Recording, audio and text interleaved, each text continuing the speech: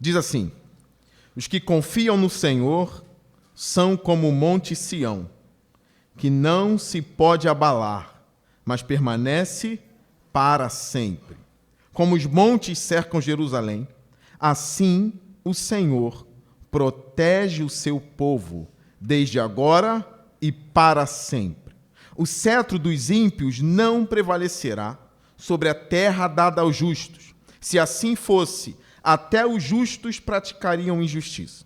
Senhor, trata com bondade os que fazem o bem, os que têm um coração íntegro, mas aos que se desviam por caminhos tortuosos, o Senhor infligirá o castigo dado aos malfeitores.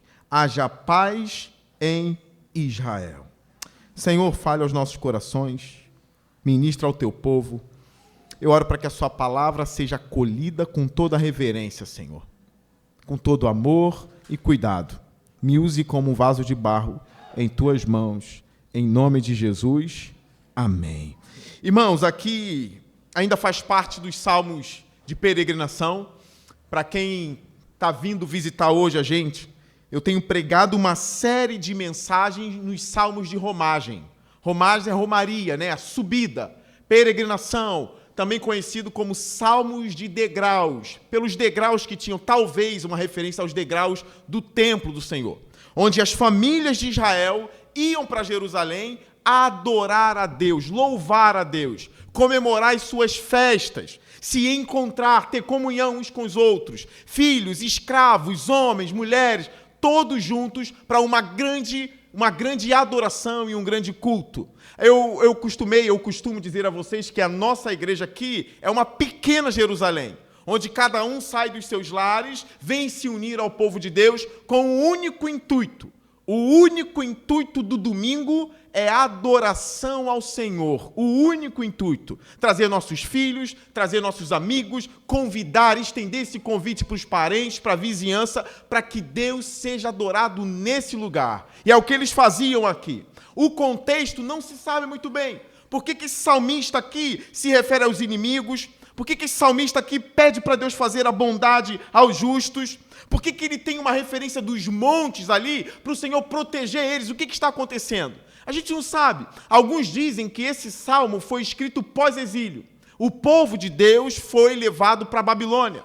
Passou ali anos na Babilônia e depois, na volta, o povo persa que dominava o mundo. O povo persa que estava dominando o povo de Deus. Então a gente não sabe se eles estavam ali se referindo aos persas, até mesmo os cristãos ou os judeus que estavam debaixo desse poder e estavam meio que pulando o muro. Estavam ali meio com os persas e meio com o povo. A gente tem alguns inimigos que era Sambalate, Tobias e tantos outros ali na construção dos muros. A gente não tem muita ideia do que é, mas o povo de Israel sempre conviveu com esse tipo de problema. Seja na mão dos babilônios, seja na mão de alguns judeus mesmos, seja na mão de homens ímpios, eles têm motivo para pedir a proteção do Senhor. Eles têm motivo para dizer: Senhor, inflija, Senhor Deus, o castigo nas mãos dos ímpios. Um dos nossos erros é pegar um coração fofinho nosso, do século 21, jogar lá para trás e dizer: Senhor, não pune nenhum ímpio não, Senhor, porque meu coração é bondoso, o meu coração é o máximo, não pune os ímpios não, eu quero que todos os ímpios estejam debaixo da sua bondade. Ou seja, é pegar o nosso coraçãozinho mais fofinho, do século 21, e jogar lá para aquele período de guerra, lá para aquele período onde o povo era realmente cruel contra Israel, onde tinha pessoas cruéis no meio de Jerusalém. Eu quero lembrar os irmãos aqui uma coisa muito importante. Existem orações imprecatórias na Bíblia. Obviamente, eu já falei disso aqui. Existem orações que mais parecem maldições contra os ímpios. Tudo bem. Mas quando Israel traía o próprio Deus, todas essas coisas se voltavam ao próprio Israel. O exílio foi uma dessas coisas. Se a gente estuda o texto de Ezequiel, o texto de Jeremias, irmãos, nós vemos os próprios judeus sacrificando os filhos aos demônios. E aí Deus diz assim: eu não suporto mais vocês. Eu não suporto vocês. Eu vou punir a nação de Israel.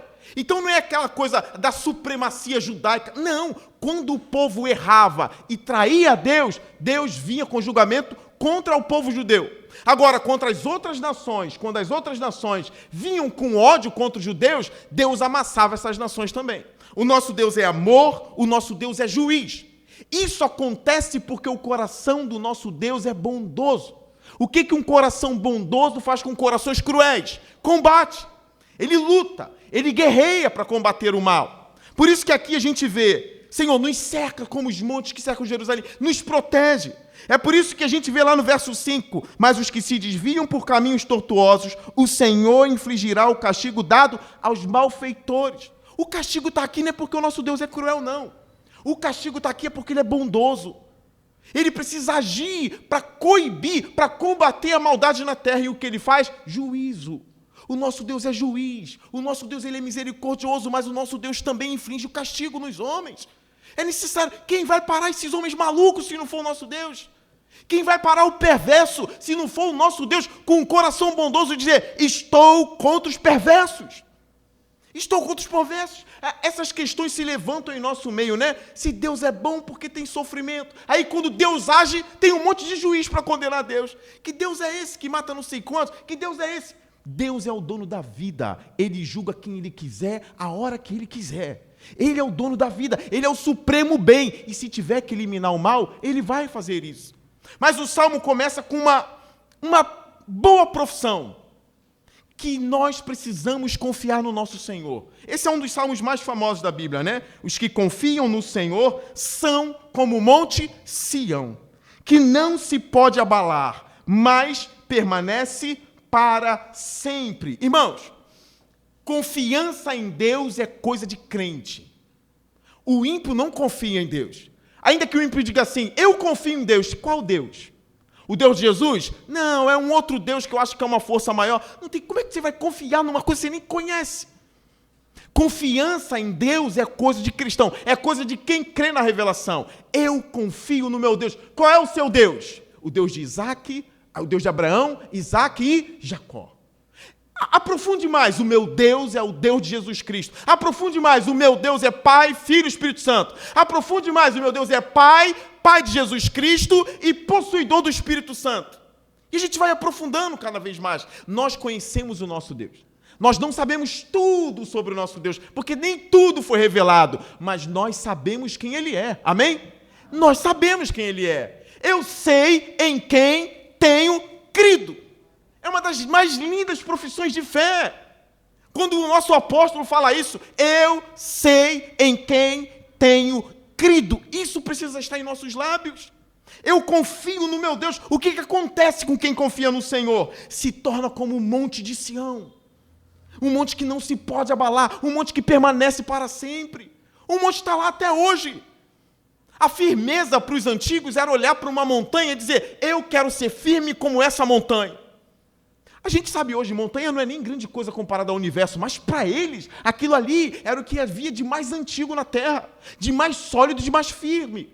Então eu quero ser como a montanha. O que faz o homem, ou o que o homem faz para ser firme? O que o homem faz para ser firme? Come bem, se alimenta, dorme bem, dorme no horário. A Bíblia diz que o homem, para ser firme, precisa confiar em Deus. Eu confio no Senhor. Uma outra coisa aqui que as pessoas se levantam e perguntam, diz que quem confia no Senhor é como o Monte Sião e não se pode abalar. Pastor, me abala até hoje. Eu vou para a igreja, eu estou na escola dominical, eu estou no culto de oração, eu estou no culto de domingo e eu me abalo facilmente, eu só vivo com medo. Então eu não confio em Deus, que negócio é esse? Irmãos, grave uma coisa, nós temos nossa fé, nós temos a nossa confiança, mas isso se confunde com ser frágil, tá bom? Eu continuo sendo fraco. É por isso que eu confio num Deus forte. É por isso que eu oro. Como os pastores norte-americanos, alguns deles, dos bons, né? Diz o seguinte, quem é fraco, ora. Quem é forte, nem conversa com Deus. Porque a oração é coisa de fraco. Então tem esse paradoxo, né? Parece que a gente é forte porque ora, parece que a gente é forte porque é crente, parece que a gente é forte, mas a nossa força está em Deus. A gente é fraco. A gente estremece, a gente se abala. Então, ora, se a gente se abala e o texto bíblico diz que não se abala, há uma contradição. Não é. A gente tem que perguntar o que é não se abalar para o texto bíblico. Não se abalar é não perecer eternamente. É não perecer diante de Deus. É não perecer ao ponto de ir para a destruição total. Quem confia em Deus nunca sai das mãos de Deus. É isso que a gente tem que aprender. Os abalos vêm, as quedas vêm, mas se eu confio em Deus, eu nunca saio da palma da mão do meu Deus, nunca. Me abalei, me estremeci, você chorou, você tremeu. Estou muito abalado, pastor. Mas você está onde? Estou abalado nas mãos de Deus. É assim. Ora, Moisés se abalou, irmãos.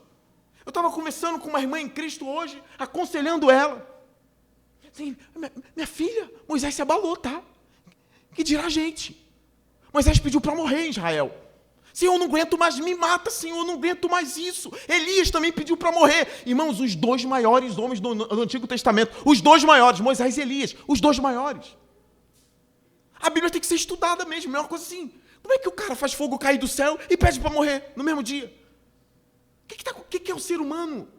Esses dois são tão grandes que no Monte da Transfiguração com Jesus, tendo ali Pedro, Tiago, João, aparece Moisés e Elias no monte. Pedro olha assim e diz assim, Senhor, bom esse lugar, me permita fazer uma tenda para Elias, uma tenda para Moisés, para a gente ficar aqui. E aí vem a voz do Senhor, some Elias e Moisés, e a voz do Senhor dizendo assim, este é o meu filho amado, Jesus é o meu filho amado, ele é maior do que todos, esse aqui é. Mas Moisés e Elias não perdem a sua fama, eles não perdem a sua ousadia, mas os dois estremeceram. Qual é a diferença? Nenhum dos dois apostatou da sua fé. Nenhum dos dois apostatou. Nenhum dos dois foi embora eternamente, não. Elias chorou, dormiu, o anjo veio, trouxe pão quente para Elias, não é isso que está lá em 1 Reis 19? Trouxe pão quente, Elias comeu, como um bom homem deprimido faz o quê? Volta a deitar. Come e deita de novo. Aí o anjo vem, Elias, dá outro pão, come. Tu ainda vai caminhar mais 40 dias e 40 anos. Tem missão para tu, Elias. Aí ele come o pão e anda. Enfraqueza, o cara anda 40 dias, 40 noites. Vai parar numa caverna e Deus diz assim, o que você está fazendo aqui, Elias? Senhor, quebraram os seus altares, mataram os seus profetas, e só eu fiquei. Elias, eu tenho mais 7.000. A tua visão não pega tudo, Elias. Para de confiar na sua visão, para de confiar nos seus sentimentos, nas suas sensações. Confia em mim, Elias. Eu mantenho os meus, Elias. Vocês estão percebendo? A gente se abala em várias áreas da vida, mas a gente não pode ter esse abalo fulminante. Que a gente perde fé, que a gente blasfema contra Deus, que a gente vai para o inferno. Não. Quem confia no Senhor não tem lugar no inferno. Ah, mas será que eu vou para o inferno? Será? Quem confia? Eu nunca vi Deus desamparar alguém que confia nele. Nunca vi. Não, já vi gente que confia sofrer. Já vi. Comer o pão que o diabo amassou. Mas Deus estava com ele até o fim. Deus permaneceu do lado dos seus. Jesus é um. Jesus é o maior exemplo, é o nosso Deus. E estava na cruz. E estava ali, Pai, eu te entrego o meu espírito. Então é o maior exemplo que a gente tem. Irmãos, você se abala? Se abala. Mas você se abala ao ponto de se perder? Não. É isso que o texto está dizendo. A gente não vai se abalar ao ponto de se perder. Olha para a vida de Jeremias. Ainda tem mais um. Tem um livro na nossa Bíblia que o nome dele é Lamentações. E as pessoas dizem assim, coisa de crente é alegria, né? Crente sempre se alegra. E é verdade.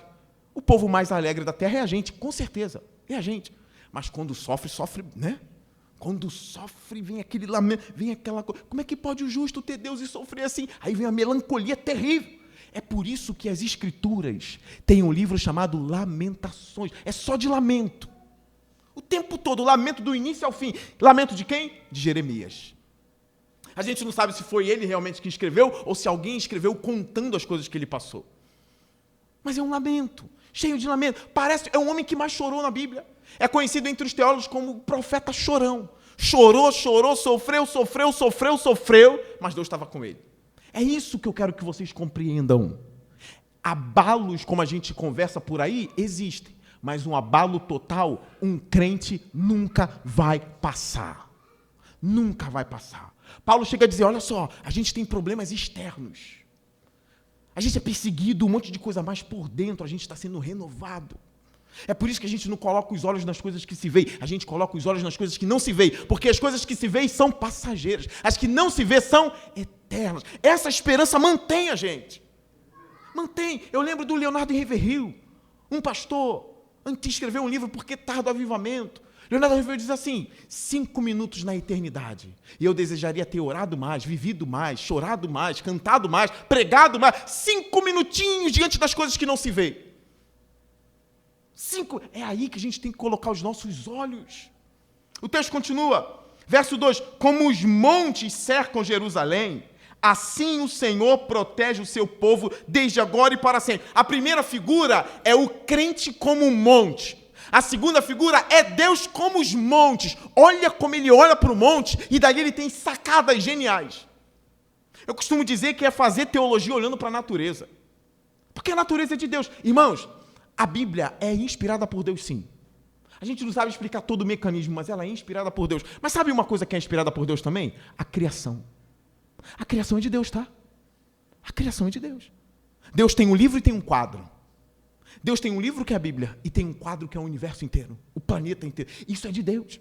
Então, quando você olha para um pardal, dá para fazer teologia, como eu disse nesse púlpito há pouco tempo. O pardal encontrou casa, a andorinha encontrou ninho para si, e eu? Eu encontrei os seus altares, Senhor, Rei meu e Deus meu. Teologia a partir da natureza. Jesus diz assim, por que vocês andam ansiosos? O que vão comer? O que vão beber? O que vão vestir? Olhai para as aves dos céus. Não semeiam, não cegam e não ajuntam em celeiros. E o vosso Pai Celestial as alimenta todos os dias. Não tem de vós muito mais valor do que elas. Olhou para a ave, fez teologia. Lírios do campo, nem Salomão se vestiu como os lírios. Jesus. Fazendo teologia a partir da natureza. Aqui, fazendo teologia a partir dos montes. Eu estou precisando de proteção. Eu tenho inimigos, eu tenho um monte de coisa, eu tenho opressão. Aí eu olho para os montes que estão ao redor de Sião. Assim como os montes estão em volta de Sião, o meu Deus está ao meu redor para me proteger de tudo. Isso é boa teologia. É boa teologia. Irmãos, Daniel teve livramento da parte de Deus? Um grande livramento. Daniel na cova dos leões, quem nunca estudou isso? Teve livramento. Tem até um louvor, né? O leão vai ter que jejuar. O leão jejuou. O leão tem que jejuar, porque Daniel está lá. Muito bem. Deus protegeu ele como um muro, como um monte em volta dele. Protegeu. Tudo bem. Aí a gente vai e dá um passo a mais. Sadraque, Mesaque e Abidnego foram jogados na fornalha e Deus estava lá com eles. Eles se queimaram? Não. Aí sempre tem um assim, mas pastor, eu me queimei.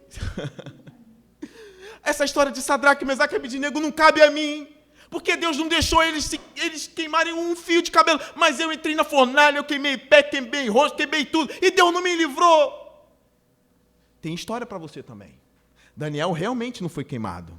Sadraque, Mesaque e Abidnego... Sadraque, Mesaque e Abidnego não foram queimados. Daniel não foi comido pelos leões. Mas vai para José. Vai para José.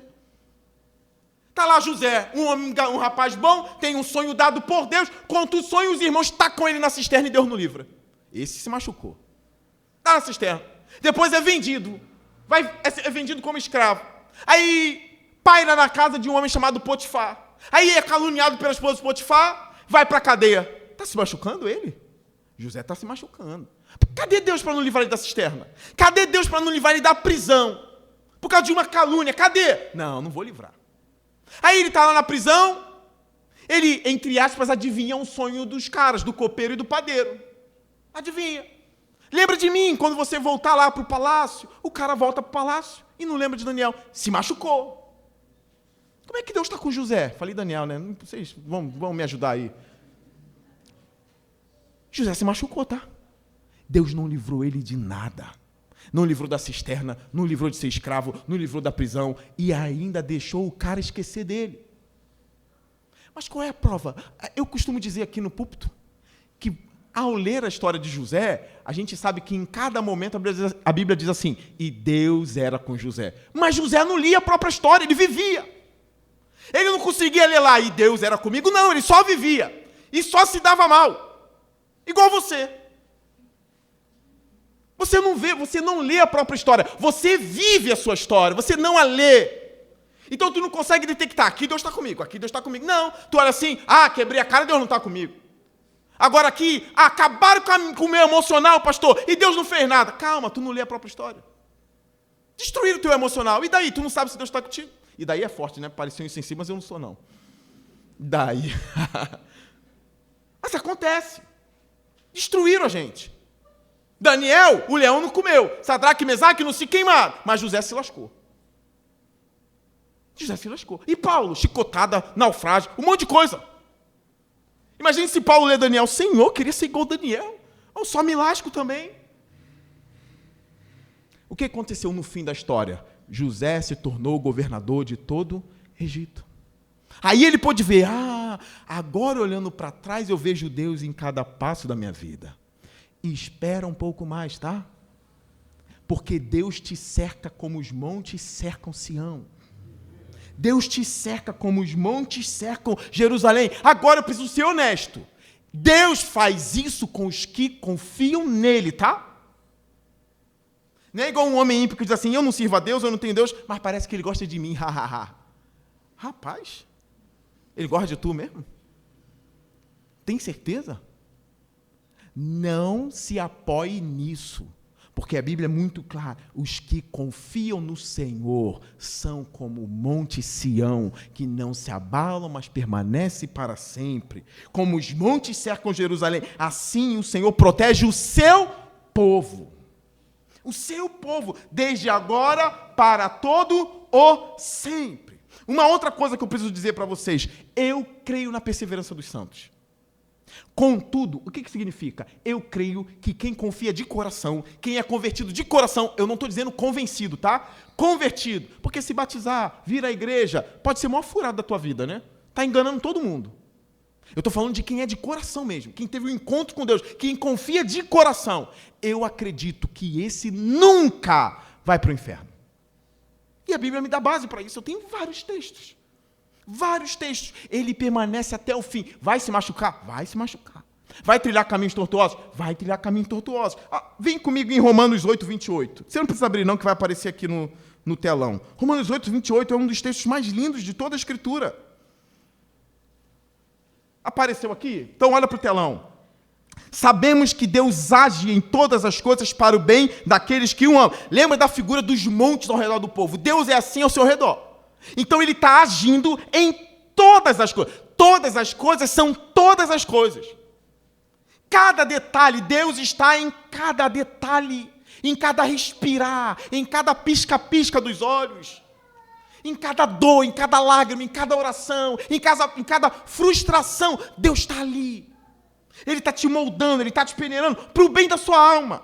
Então sabemos que Deus age em todas as coisas, para o bem daqueles que amam a Deus, que foram chamados de acordo com o seu propósito. Pois aqueles que de antemão conheceu, também os predestinou para serem conformes à imagem de seu Filho, a fim de que ele seja o primogênito entre muitos irmãos. E aos que predestinou, também chamou. Aos que chamou, também justificou. E aos que chamou, também glorificou. Deixa eu fazer uma pergunta para você. Você foi chamado? Foi, você está aqui. Você creu em Jesus? Sim. Foi, eu fui chamado. Você foi justificado? Sim, a justificação é pela fé. Eu creio em Jesus Cristo e ali eu já fui justificado. Tudo bem, mas eu tenho uma outra pergunta para te fazer. Tu já foi glorificado?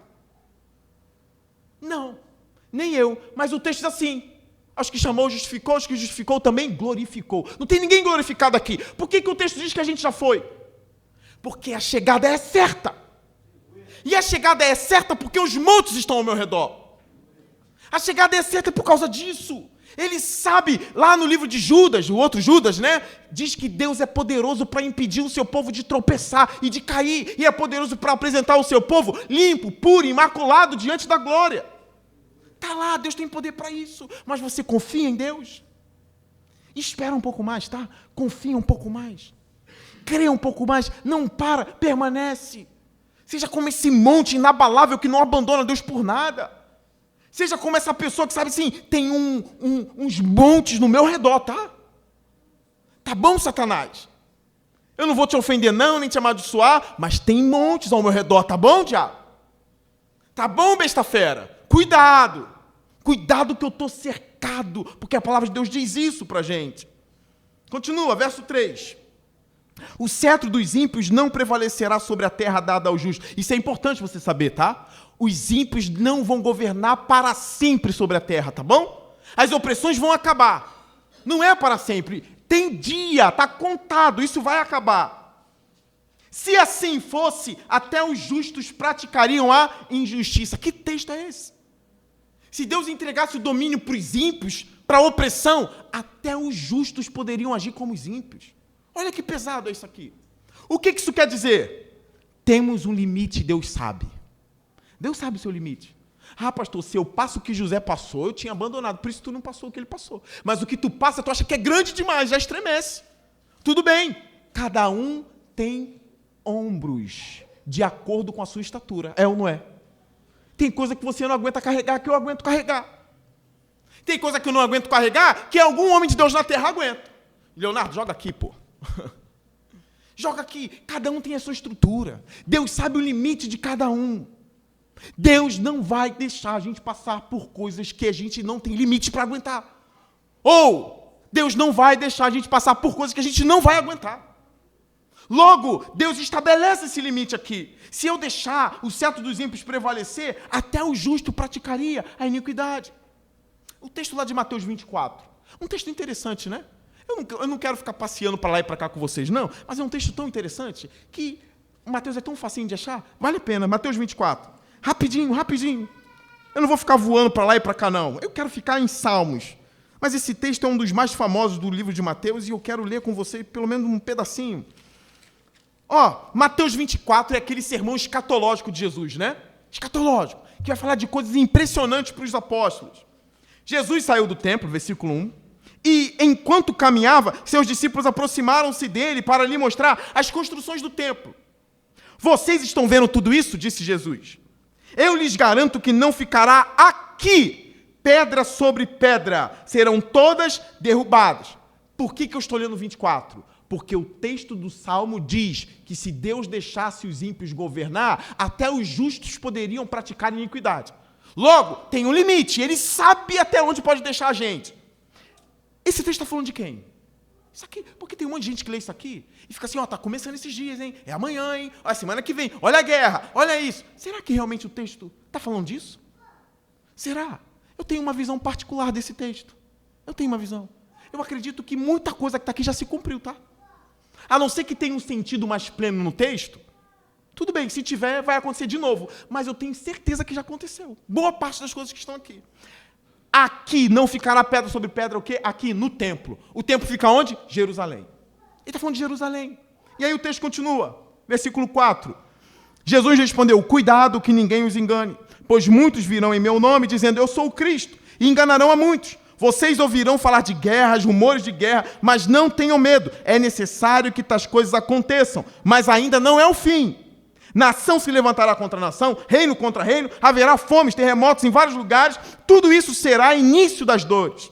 Então eles os entregarão para serem perseguidos e condenados à morte. E vocês serão odiados por todas as nações por minha causa. Naquele tempo, muitos ficarão escandalizados. Trairão, odiarão uns aos outros, e numerosos falsos profetas surgirão e enganarão a muitos. Devido ao aumento da maldade, presta atenção nisso, o amor de muitos esfriará. Mas aquele que perseverar até o fim será salvo. E este evangelho do reino será pregado em todo o mundo, como testemunho de todas as nações, então virá o fim.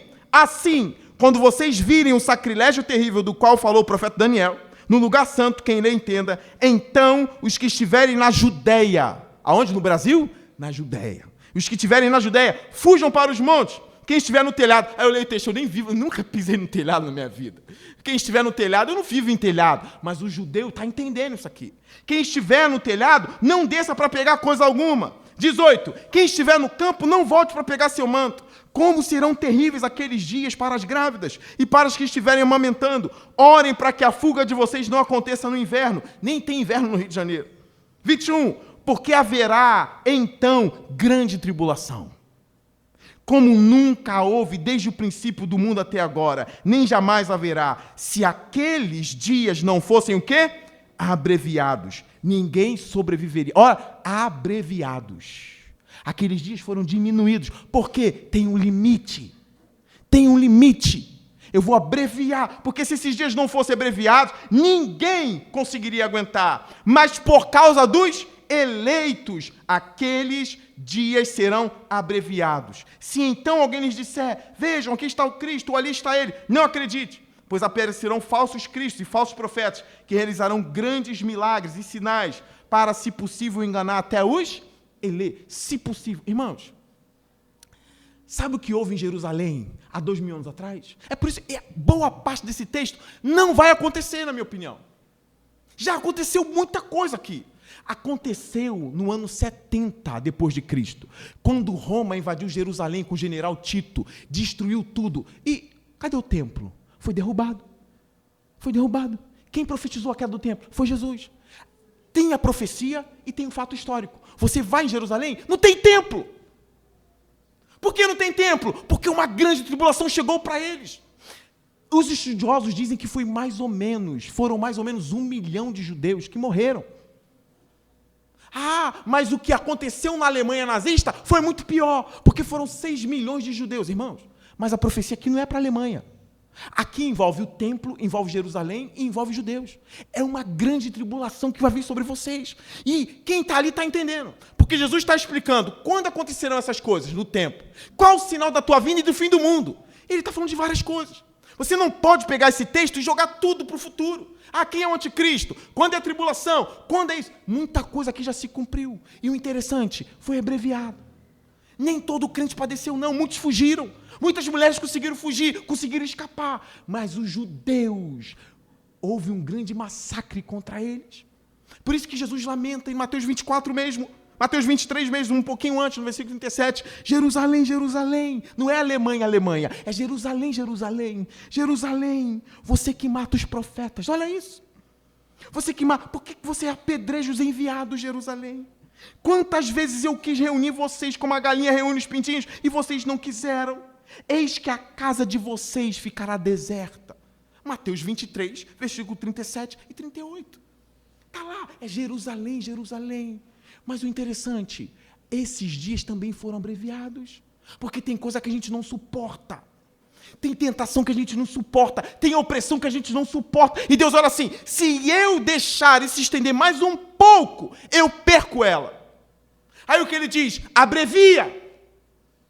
Mas quem está mandando abreviar? Eu estou mandando abreviar. Abrevia. Porque se eu deixar essa iniquidade continuar acontecendo na vida dela, ela vai agir como ímpia. E eu não quero que ela haja como ímpia. Eu não quero que ele haja como ímpio. Ele é meu. Não, mas deixa ele. Não, abrevia. Aí vem lá um anjo, um arcanjo, não sei, e abreviou para você. Mas você vai passar pelo furacão. Você vai passar, a igreja passa pelo furacão. Mas lembre-se disso. Deus estabelece um limite, irmãos. Agora, focando mais de forma individual. Quantas coisas você passou? E você está aqui, crente. Quantas vezes as pessoas acharam que você ia retroceder? Até mesmo você achou que ia retroceder. Por que você está até aqui? Alguém abreviou o seu sofrimento, tá? Por que você está aqui? Alguém colocou um limite. Ela está quase indo, mas aqui, ó, não passa. Deus não é um louco. Deus não é um louco. Lembre-se de uma coisa, voltando lá para o Salmo, mas lembre-se de uma coisa, Paulo teve visões absurdas, tá? Ele viu coisas inefáveis, que não eram lícitas contar ao homem. Paulo viu, irmãos, meu Deus do céu, imagine o que esse cara viu. Ele relata em 2 Coríntios 12, eu vi. Aí ele diz, mas por causa das grandezas dessas revelações, foi-me dado um espinho na carne. A saber, o mensageiro do diabo que me bofeteia, foi-me dado. Paulo não pode ser largado, ele precisa de um sofrimento. Ele precisa de um espinho, para quê? Porque a soberba leva para o inferno. Deus não é um mágico, tá? Aqui, tá ficando impaciente? Tchum, some impaciência, tchum, vai paciência. Tu é doido, tu não é robô. Deus não é assim, ele olha assim, tá cheio de ira, né? Sai a ira, vem a paciência. Não faz isso não. Você quer ter mais paciência? Quer? Deus não te trata como robô, tá? Ele te trata como uma pessoa, com sentimentos, com emoções, com desejo, e ele vai trabalhando em você ali. Para ser mais paciente, toma isso aqui. Agora você vai ser espremido, amassado, para o fruto da paciência surgir em sua vida. Quer mais misericórdia? Tem que ser mais misterioso? Toma essa pessoa que precisa de coisas no teu caminho. Haja com misericórdia com ela. Senhor, mas só aparece comigo. Dá o pão, dá a água, dá o suquinho, dá o feijão, dá o arroz. Senhor, mas o pede só vem em mim. É tia que pede, é parente que pede, todo mundo. Porque Deus está querendo causar misericórdia no seu coração e Ele não vai causar misericórdia no teu coração como se dá corda em um robô. Ele vai causar misericórdia no seu coração, te colocando em ambientes de misericórdia. Por isso que ele deu espinho para Paulo. Paulo, tu não é um robô, eu vou te perder para o inferno porque tu vai ficar soberbo. Toma! Senhor, tira esse espinho. Paulo, a minha graça te basta. O meu poder se aperfeiçoa na sua fraqueza. Um homem mais humilde. Um homem mais humilde. Há 2000 anos atrás, um dos homens mais humildes da terra. O apóstolo Paulo. Então, irmãos, confie em Deus, tá? Confie nos limites que o Senhor tem colocado. Não blasfeme, não murmure. Aguenta firme. Foi colocado um limite para você. Caminhando para o final já. Verso 4. Senhor, trata com bondade os que fazem o bem, os que têm um coração íntegro. Deus tem bondade nos seus depósitos celestiais, tá? Está falando agora de provação, de tentação, irmãos. Isso aqui é uma oração do salmista. Trata com bondade. Trata com bondade os que fazem bem. Trata com bondade os justos, Senhor Deus. Derrama bondade para eles, Senhor Deus. Deus faz isso. Tem coisas boas também, a gente ora, Senhor, trata com bondade, ó Deus. Eu já orei desse nível, eu já orei, Senhor, me dá alguns presentes. Eu já orei como criança. Uma das coisas mais incríveis que eu vi no George Miller, um dos maiores homens de oração, os testemunhos que as pessoas davam de George Miller é, quando aquele homem orava, ele orava como uma criança. E Deus ouvia. Ele não era aquela oração, Senhor, meu Deus e meu Pai, Pai do nosso Senhor, Salvador Jesus Cristo, Senhor do não sei o que, dos Salmos do não sei de onde, do Ezequiel do não sei do que. Não, George Miller dobrava o joelho e falava assim, Pai, não tem comida nenhuma para as crianças amanhã. Eu confio que eu vou acordar e a despensa estará cheia. Faz isso por mim, como uma criança. E ele dormia. O testemunho dos homens que andaram com George Miller é o homem com um orfanato sem comida para atender 700 crianças. Dormiu a noite toda. Por quê? Porque ele sabia que Deus ia derramar bondade no outro dia. E aí vem alguém, um carro do leite, a carroça quebra. Olha só, a carroça quebrou aqui, não tem como eu ficar esperando que o leite vai estragar. Toma os leites para a criança. É assim. Ó, tem o pão aqui, ó, vai estragar o pão, toma aí. É assim. Quem leu os livros de George Miller, que eu indiquei aqui, conhece as histórias. Tá aí. O homem confiou, dormiu em paz, toma pão, toma leite. Aí o homem que acordou, no outro dia, viu as crianças todas bebendo leite e comendo pão. Trata com bondade os teus servos. Ora! Pede, Senhor, me dá um presente essa semana, Pai. Me dá um presente. Eu guardei isso porque uma vez eu passei por um período de luto e uma pessoa me abraçou.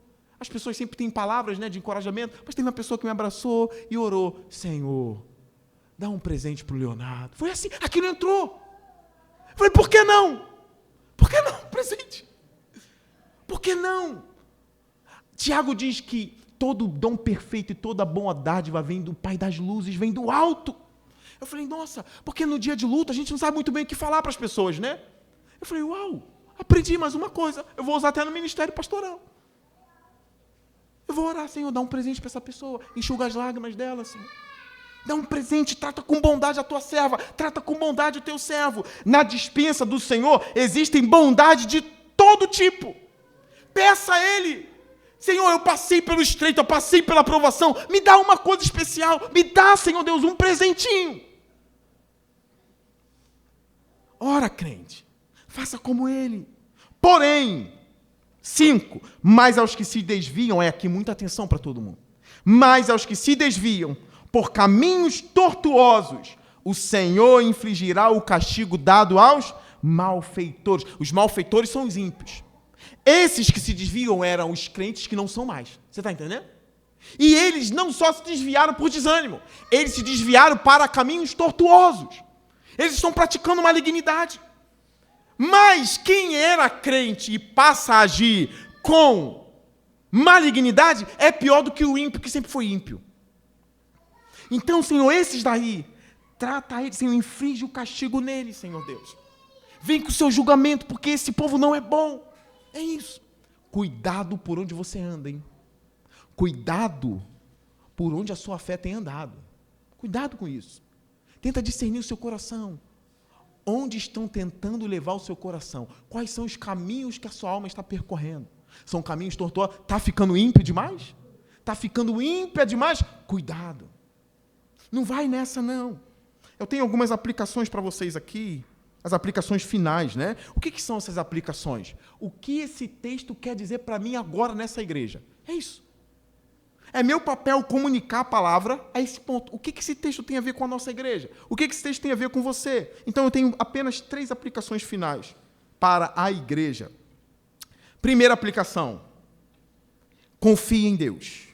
Muita gente fica tranquila por ter dinheiro guardado na conta. Isso é óbvio. Isso dá uma baita confiança.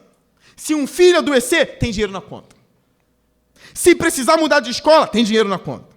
Mas o dinheiro não te protege da morte. Isso é uma excelente verdade. O dinheiro não pode comprar tudo. Ele não te protege da morte. O dinheiro não compra a cura do câncer, tá? O dinheiro não compra a cura do câncer. Ele vai te dar o melhor tratamento, mas ele não pode comprar a cura do câncer. O dinheiro não compra isso. Mas a pessoa que confia no Senhor, mesmo morando num barraco, tem o tesouro que ultrapassa tudo. Não tem o dinheiro dos melhores tratamentos. Não pode pagar as melhores escolas para o filho. Mora num barraco, mas confia em Deus. Confia em Deus. Pode ganhar um monte de presentinho. Confia em Deus. Continua. O tesouro que impede até o inferno de chegar. Essa pessoa confia em Deus, o inferno não chega. Mas quem tem dinheiro e não tem Jesus, o inferno chega. Quem mora num barraco e não tem dinheiro, mas confia no Senhor, o inferno não chega. Mas que tesouro é esse? Que tesouro é esse? Que o inferno chega e vem a voz do alto dizendo, não. Por quê? Porque ela é pobre. Ela não é bem vista por causa da pobreza. Mas ela confia em mim. E eu sou como um monte ao redor dessa pessoa. O inferno não vai tocar em você. É a melhor coisa que a gente pode ter. Confie em Deus. Eliseu morreu doente, mas e daí? Hoje ele está sarado, e daí? O grande profeta Eliseu morreu doente. Eu li esse texto para vocês semana passada. E daí? Está sarado ele. O monte da transfiguração, estava Moisés e Elias, e daí? Pelo que eles chegaram na Nova Jerusalém Celestial. E daí? O inferno não chega perto de você, o pecado não pode mais te destruir, o diabo não tem mais poder sobre você, nem a morte pode te tirar da esperança, porque Deus está ao seu redor, como os montes estão em Jerusalém. Deus é seu protetor. É isso que a confiança faz com a gente. Ah, mas a confiança também não impede a morte, porque todo vai morrer. Irmãos, mas do outro lado do rio tem vida. A confiança me leva para lá. Vocês estão entendendo isso aqui? Aquele desespero, mas o dinheiro não compra a cura. Eu vou para o outro lado do rio. Eu vou para o outro lado do rio. Pastor, por que aquela missionária foi estuprada e morta, ela fazendo bem, e aquele maldito fez isso com ela? Eu não sei. Mas ela está do outro lado do rio. E ela nem está lamentando mais. Irmãos, isso é absurdo para a gente. Como assim ela não está lamentando? Ela não está mais lamentando. Não há marcas de abuso nela mais. A gente não vê como Deus vê. Ela está do outro lado do rio. A gente aqui que fica com crise. Por que Deus deixou? Se ela pudesse falar, se a gente fosse católico, ela pudesse, sei lá, alguma coisa falar. Me perdoe se tem católico aqui. De verdade. Ela dizia assim, para. Assim como ele limpou Maria Madalena de tudo, a gente não viu mais ela reclamar, quanto mais eu, que estou do lado do rio, do outro lado do rio. Tem coisa que Deus deixa acontecer e eu não sei porquê. Eu só sei que Ele se garante em limpar. É isso que eu sei. Paulo também, Jesus sofreu abuso. Ficou pelado no meio de um monte de soldado romano. Levaram ele para dentro do palácio e bateram, xingaram. E ele estava lá. É bullying, é abuso, é um monte de coisa. E ele estava lá padecendo. Onde está Deus do sofrimento? Ele está padecendo nas mãos de soldado romano. Onde está Deus do sofrimento? Ele está pendurado numa cruz, sufocado. Onde está Deus? Ele está morto e depois ressurreto. Amém? São perguntas que vêm, cadê? Mas é o único Deus que sofre, é o nosso. Naquele poema lindo que eu li para vocês mês passado, na Páscoa, é o único Deus que sangrou. Nenhum outro Deus sangrou. Ele é o único. É o único que sangrou. Até um justo praticaria a injustiça, segunda aplicação. Deus sabe que você tem limites, tá bom? Deus sabe. Deus nunca vai trazer algo sobre você que você não pode carregar. Ele sabe. Um amigo meu, muito mais velho, isso aqui são histórias que marcam a gente. Eu jogava um torneio de futsal na minha cidade. Eu era bem novinho, 12 anos. E o técnico era um amigo muito mais velho. E aí teve uma confusão no jogo. Uma baita de uma confusão. Para bater no outro amigo que tinha a minha idade. Aí ele, que é muito mais velho, devia ter uns 24 anos, era o nosso técnico, ele disse pro meu amigo, eu esperando ele defender o rapaz, e ele chegou assim, pega o primeiro round que eu pego o segundo. E eu falei, não, vou massacrar ele. Não é para deixar pegar o primeiro round? Tá doido? Ele, não, pega o primeiro que eu pego o segundo. Eu falei, ele vai apanhar. Eu falei, que amigo traíra, pô. É o técnico do time, ele vai fazer isso com a gente, depois sou eu. Ele tem que defender a gente. Só que com Deus é diferente. Se Deus olhar para você e falar assim, pega o primeiro round, é que Ele sabe que você aguenta. Amém? Pega o primeiro round. Confia em Deus e vai. Davi desmoronou Golias, tá? Porque Deus não é esse amigo traíra. Ele faz, vai, mas Ele está contigo. Você aguenta. Tem esse limite, Ele sabe que você aguenta, Ele não vai passar esse limite. Mas Deus diz, o primeiro round é seu. É porque Ele sabe que você suporta. Essa provação está sobre você porque Deus sabe que você consegue superar. Ele vai tirar de você quando ultrapassar a sua capacidade. Grava isso, tá? É Deus que sabe quando você não aguenta, nem é você. Deus sabe quando você não aguenta. Porque a gente é muito fraco, né? Eu tiro por mim. Irmãos, eu detesto correr. E esse negócio de cuidar da saúde, não está com... Estou brincando, está com tudo. Mas, assim, é um sofrimento. Eu começo a correr 5 minutos, eu já estou querendo parar. E aí eu jogo isso para a vida espiritual. É a mesma coisa. Senhor, essa prova não é nada demais às vezes. É porque a gente gosta de conforto. Aí Deus está dizendo assim, você aguenta mais. O resultado vai ser bom. Você aguenta mais. Então não é você que sabe. Eu já estou no meu limite, pastor. Você não sabe. Deus sabe. O que é confiança em Deus? Senhor, pode me levar. Se você está deixando eu ir, se está deixando eu enfrentar, é porque eu aguento. Continua. Aplicação 3 e a última. Nunca se desvie dos caminhos do Senhor. Essa é seríssima. Eu costumo separar os desvios. Tem um desvio que é por desânimo. Você só está cansado. Tem gente desviada hoje que continua querendo voltar para os caminhos de Jesus, tá? Que você chega para falar de Jesus, ai, quanta saudade eu tenho de Jesus. Está só cansado. Não consegue mais voltar a congregar, não consegue mais orar. Agora, tem um outro desvio, que nós chamamos de apostasia, que é a pessoa que foi crente, ela se desvia e se torna inimiga da cruz de Cristo. Isso é apostasia. Cuidado com isso. Cuidado. Permaneça firme no Senhor. Eu quero ler para terminar. Alguns estão blasfemando dos caminhos do Senhor na internet, dizendo que já foi crente, que agora se libertaram do jugo, essas pessoas se libertaram do jugo da religião. Que nenhum de vocês se torne um deles. Eles são apóstatas, são piores dos que se desviaram por desânimo. Esses são malditos e se tornaram inimigos de Jesus. Se libertaram do jugo e são livres do quê? Que eles estão dizendo? Do que eles são livres? Qual a razão de viver que eles têm agora? Qual o sentido da existência deles? Para que lutar? Se você não tem mais Jesus. Cuspiu em Jesus, vai lutar para quê? Para que viver? Para que lutar? Qual o sentido da vida? O cara provou do Espírito Santo, provou de Jesus e agora cospe em tudo isso. Para que fazer o bem? Para que? Se o bem vem de Deus, não importa. Para que continuar vivendo? Se morrer agora ou morrer daqui a 50 anos, dá no mesmo. A vida se tornou um absurdo. Aí muitos se tornaram ateus, inimigos de Deus. Não é um ateu que não é inimigo, é o que é inimigo de Deus porque ele foi crente. Qual o sentido da existência agora? Eles estão blasfemando contra Deus. Para que lutar? Para que viver?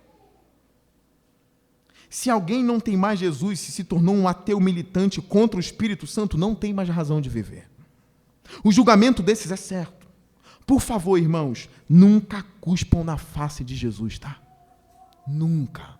Nunca cuspam na face de Jesus. Não abandonem a fé. Nunca se tornem inimigos da cruz de Cristo. Está sofrendo? Fique na fé. Está sangrando na alma? Fique. Está sem emprego? Fique. Está sozinha? Fique. Acha que Deus não te ouve mais? Fique. Fique aos pés da cruz até os seus olhos se fecharem. E eu estou certo de que você verá a luz do Senhor do outro lado do rio. Cuidado com a apostasia, tá bom? Isso não é uma brincadeira. Existiam pessoas boas que todo mundo achava, esse daí é o maior discipulador da igreja. Deu 10 anos, abandonou a Jesus, agora é um militante ateu contra a igreja, blasfema com o Espírito Santo. xinga Jesus. O que aconteceu? Por que essa pessoa agora tem força para militar desse jeito? Não tem mais razão de viver. Por que eles continuam assim? Por que fazer o bem? Por que não roubar? Por que não matar? Ah, porque a sociedade... Que a sociedade o quê? Isso vem de Deus. Cuidado, meus irmãos. Não brinque com a fé, tá? Permaneça até o fim. Eu termino com a repreensão de João. O anticristo vem, mas muitos já se tornaram anticristos, no plural. Quem são? João diz, eles saíram de nós. Olha que tristeza é isso. Quem são os anticristos? João diz, eles saíram de nós, mas não eram dos nossos. Porque se fossem dos nossos, teriam permanecido. Aí eu vejo uns cara pálida. Eu sei o que é. Eu fui lá. Tu nunca foi, cara. Tu nunca foi. Aquele louvor, quem já pisou nos santos dos santos em outro lugar não sabe viver. Isso é verdade. Nunca foi de verdade, não. Saíram, foi batizado, congregaram com a gente, mas não tiveram realmente aquele encontro verdadeiro. É isso que eu quero que você tenha, tá? Tenha um encontro verdadeiro com o Senhor. E nunca abandone o seu Senhor.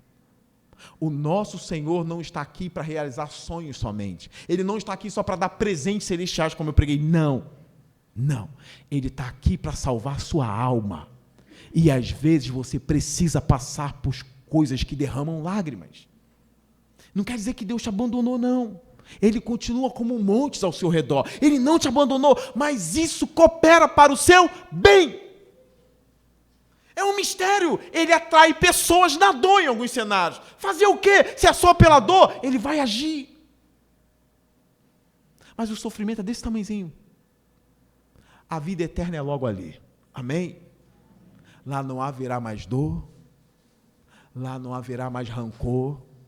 Lá não haverá mais lágrimas. Como diz aquele louvor, sou peregrino aqui, sou forasteiro, tenho saudade do meu lar, onde eu vou estar. Esse hino da Rose Nascimento, muita gente vai cantar ele não, é muito antigo. Isso é verdade. Os salmos de peregrinação têm a ver com a nossa peregrinação. Não desista, tá, irmãos? Curve sua cabeça. Pai, crave a tua palavra na alma dos meus irmãos. Que eles entendam o presente que o Senhor deu a eles de ouvir a tua palavra aqui. Os que vieram aqui, eu sei que o Senhor trouxe. E diante dessa verdade, eu peço que eles se movam, Pai. Que eles se movam em direção a ti. Que eles não abandonem os teus caminhos, Senhor. Que eles entendam que o Senhor está ao nosso redor, Senhor. Cuida deles, Pai. Em nome de Jesus, amém.